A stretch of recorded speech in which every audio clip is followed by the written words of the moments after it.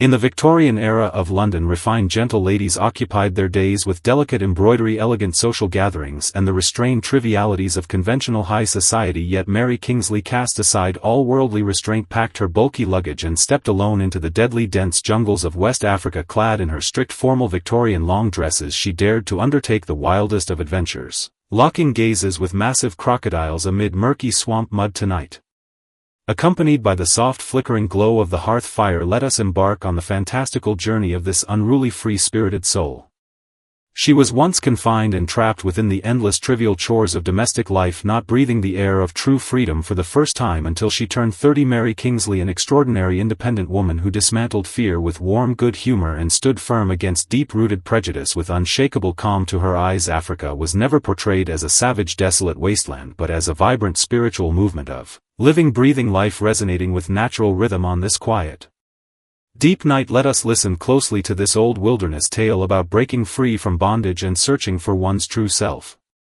If life grants you only one single chance to embrace bold adventure, would you choose to abandon the comfort of a stable, peaceful routine? Mary Kingsley chose exactly this path. Gliding along remote waterways in narrow dugout canoes, she wrote down the hidden, untold side of so-called civilized society. Her entire life became a vivid collision between elegant long gowns and thorny wilderness, a graceful dance between refined sophistication and untamed wildness. You need not strain to memorize every detail of tonight's story. Simply follow her footsteps and wander through the wilds of West Africa as you drift gently toward peaceful sleep. Picture yourself standing deep within the steamy, humid, unknown jungles of West Africa. In 1893, a colossal crocodile attempts to clamber onto the swaying, fragile canoe, its cold vertical pupils gleaming with greedy menace. Faced with such mortal danger, most ordinary people would scream, flee in terror, or surrender to hopeless fate. Yet Mary Kingsley remained perfectly calm. She slowly drew her heavy, sturdy umbrella from beside her long skirt and pressed it firmly against the crocodile's snout. She even spoke to the uninvited guest with quiet, polite composure, gently suggesting it return to the waters where it belonged. Tonight, accompanied by the softly flickering glow of the hearth fire, we walk fully into the untold life of this remarkable soul. Through this tranquil tale meant only for quiet reflection, Mary Kingsley, a woman who had never once left the quiet suburbs of London before turning 30, how did she transform into a favored, fearless wanderer of the untamed jungle? Her life unfolded as an elegant, quiet revenge against rigid social stereotypes and a serene, profound exploration into the true essence of life. When she stepped into muddy marshlands draped in layers of traditional Victorian dresses, she sought far more than rare fish specimens and natural collections. She sought to reclaim her genuine, unrestrained self, long locked away behind delicate British teacups and the heavy, endless burden of household duties.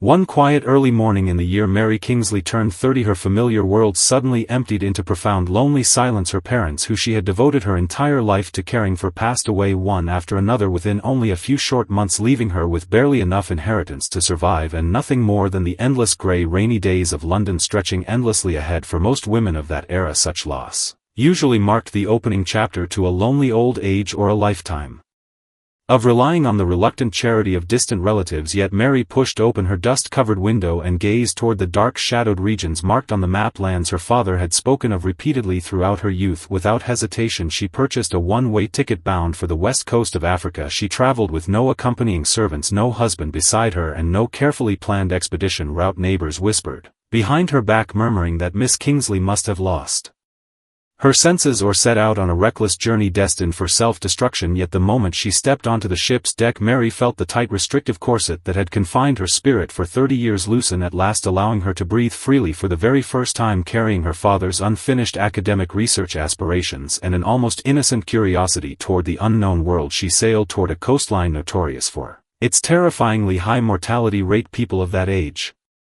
referred to this perilous land as the white man's grave, but to Mary it represented her only true chance at freedom and rebirth. She could never have imagined the jungle lay waiting ahead, far more complex and treacherous than the thick fogs of London, a place destined to awaken within her an unprecedented, profound self-discovery and spiritual renewal.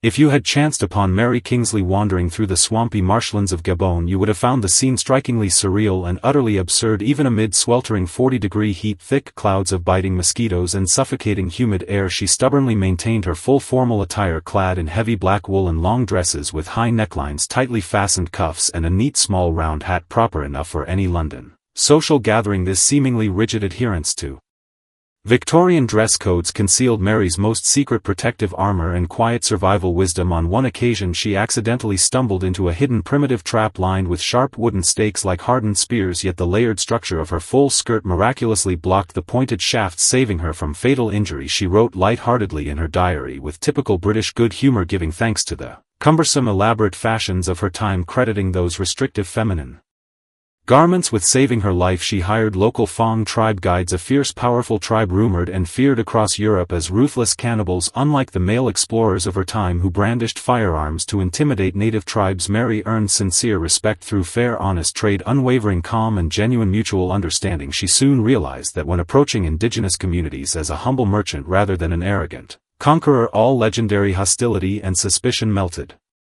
away into peaceful cooperation. She learned to distinguish every subtle unfamiliar sound echoing through the jungle and mastered how to maintain steady balance while wading through chest-deep thick muddy waters. During these wild wandering days she was no longer the quiet overlooked dutiful daughter from suburban London. She became the unrivaled mistress of her own canoe, racing against violent tropical thunderstorms and navigating the untamed wilderness with quiet unshakable confidence.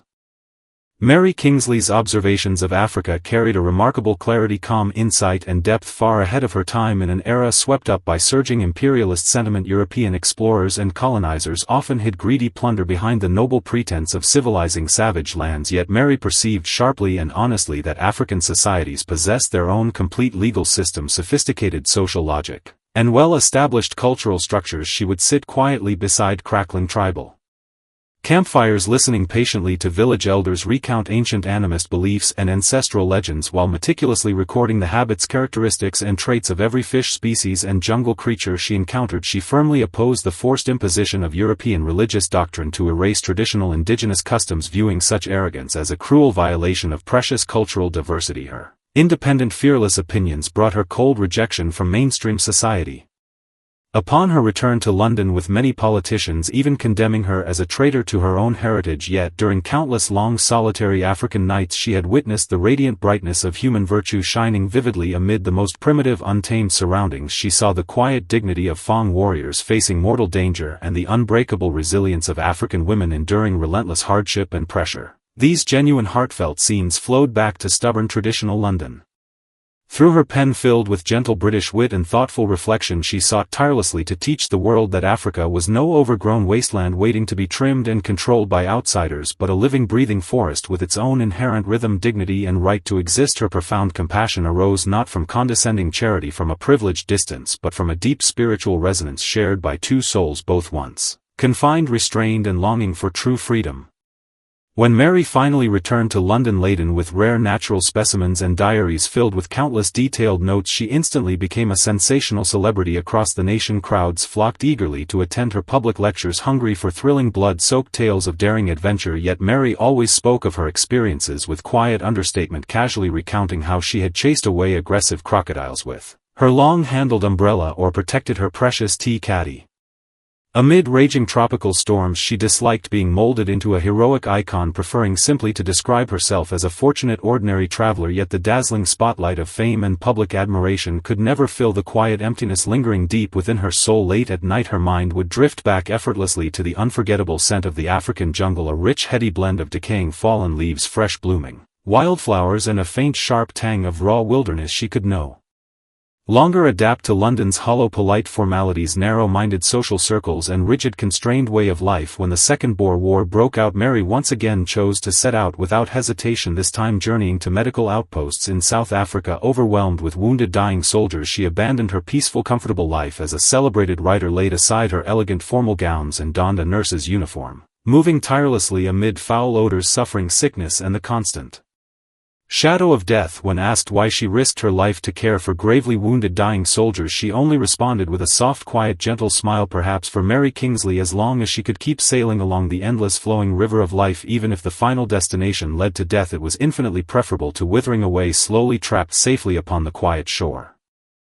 In 1900 Mary Kingsley passed away peacefully from typhoid fever in a South African hospital at the young age of 37. Following her final heartfelt last wish, her body was carried out to the open sea beyond Cape Town, laid to rest in a solemn sea burial sinking into the depths of the boundless blue ocean. Even in her final moments she maintained her inherent restrained dignity, requesting doctors leave her chamber so She could face the end entirely alone. Her life journey began.